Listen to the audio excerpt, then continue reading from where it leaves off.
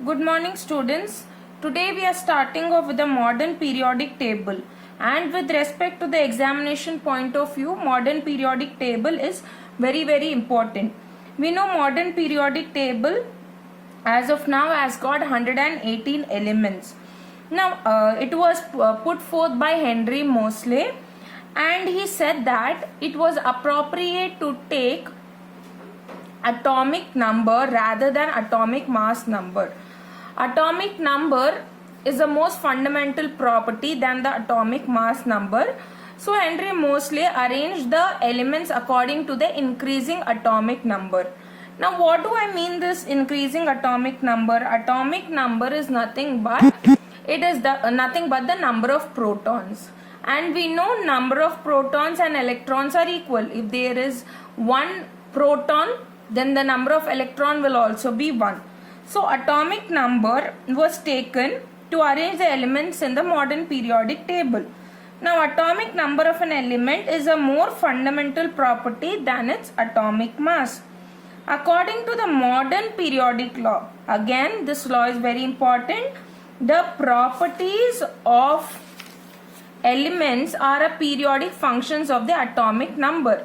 I have told you what is periodic function. It means when I arrange the element according to their increasing atomic number, the properties are repeating at regular intervals.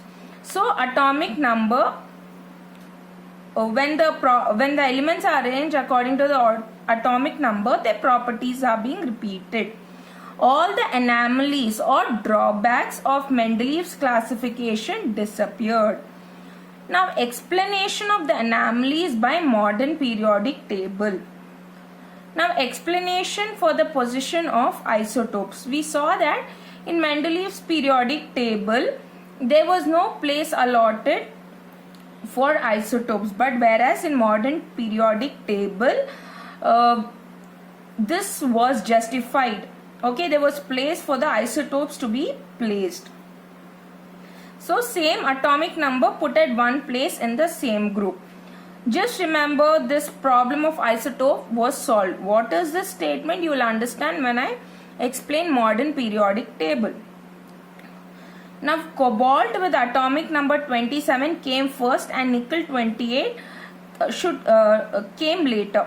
Now if you remember Mendeleev's periodic table, when he arranged the elements according to their atomic mass, not all the elements were arranged according to the increasing atomic mass.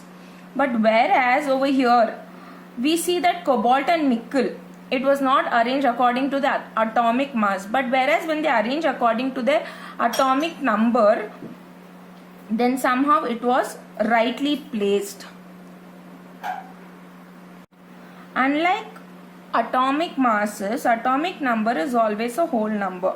So there is no element between hydrogen and helium. When you look at the atomic mass, we saw decimal. What does it indicate? Means the number is a fraction. Here in atomic number, it is a whole number. You don't have any decimal over here. So there is no possibility of any element coming between hydrogen and helium. So since atomic number is a whole number, so there is no element that can come between hydrogen and helium. Now modern periodic table has 18 vertical columns known as groups and 7 horizontal rows known as periods. Remember I have told you these are vertical columns and these are horizontal rows.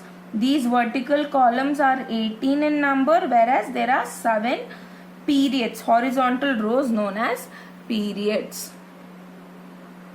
Students, this is a modern periodic table. Now there are color codes that are given over here.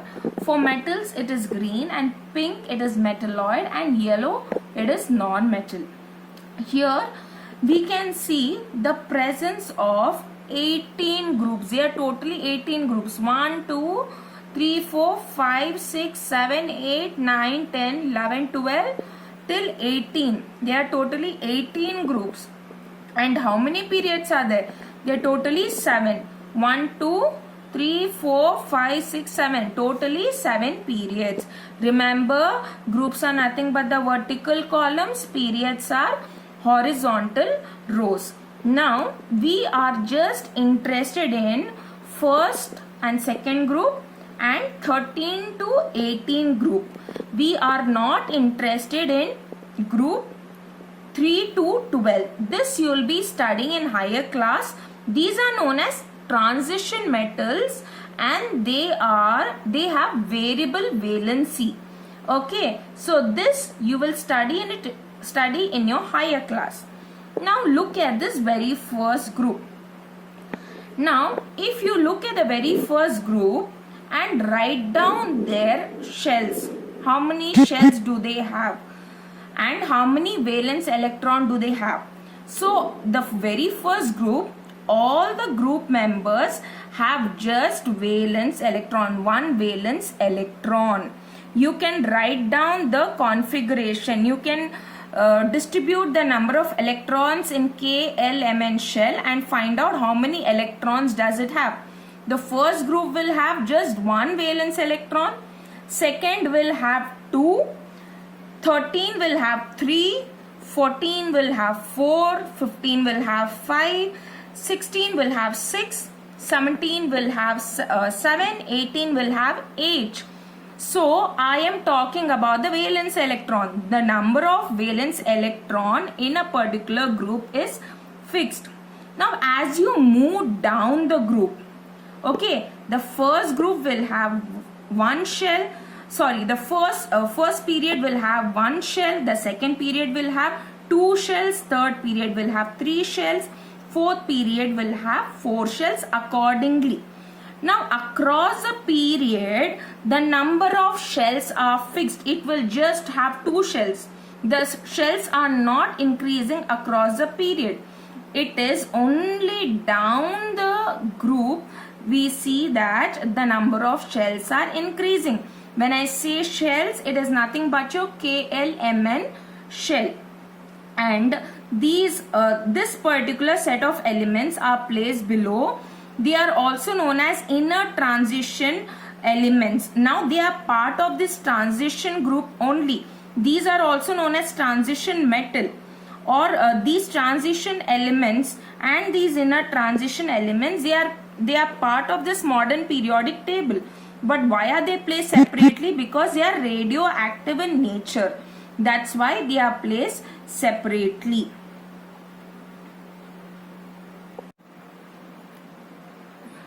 Elements with same number of valence electrons are placed in the same group. Example, lithium, the configuration or the distribution of electron is 2, 1. K shell it is 2, L shell it is 1. And sodium it is 2, 8, 1. And potassium it is 2, 8, 8, 1. Now if you remember about the groups what I told you, the elements which has got the same valence electron are all placed in one group. Look at the valence electron, that means the electron that is present in outermost shell.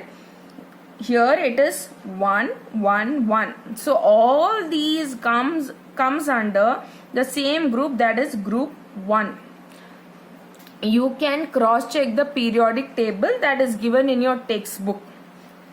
The outermost of valence shell in all the 3 contains 1 electron. So these elements have been placed in the same group. Now elements with same number of occupied shells are placed in the same period. So period is nothing but a horizontal row. So the elements with same number of occupied shells are placed in the same period. Example, lithium, how many shells are there? 2. Beryllium, how many shells are there? 2. So boron, how many shells? 2. Carbon, 2 shells. Nitrogen, 2 shells. So what is common? 2 shells are common. So when you look at the second period, you will find all these elements arranged.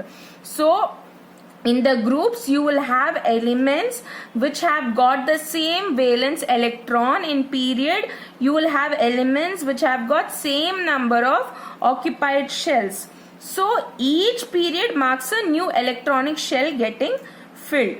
So as you go down the group, what happens is what happens is new shells are put forth. It means new shells are added on. So each period, when you look at it, it is a beginning of it marks a beginning of a new electronic shell. First period will have one shell, second period will have two shell, third period will have three shell accordingly.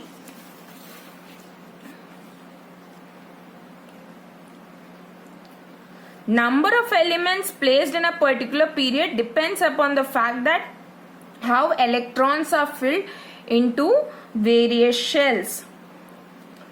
Maximum number of electron that can be filled in a shell is given by this formula, that is 2n square. This will tell you how many number of electrons can be present in a given shell. So n is nothing but the number of shells. Shell number it will tell you.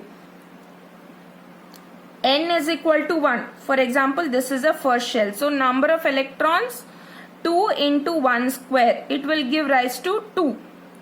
Again L shell. The n is nothing but 2. And apply this particular formula, you will get 8. So this is how you determine the number of electrons in a shell using this formula. Now position of an element in the particular table tells us its chemical reactivity also. Based on how easily it can donate or lose electron, it will tell us its chemical reactivity. Now valence electron determine the kind and number of bond formed by the element. Now if a valence electron, if a particular element it can readily give one electron, it means it forms one bond. If it can give two electrons, two bonds. So accordingly, it also determines the number of bonds that can be formed by the element.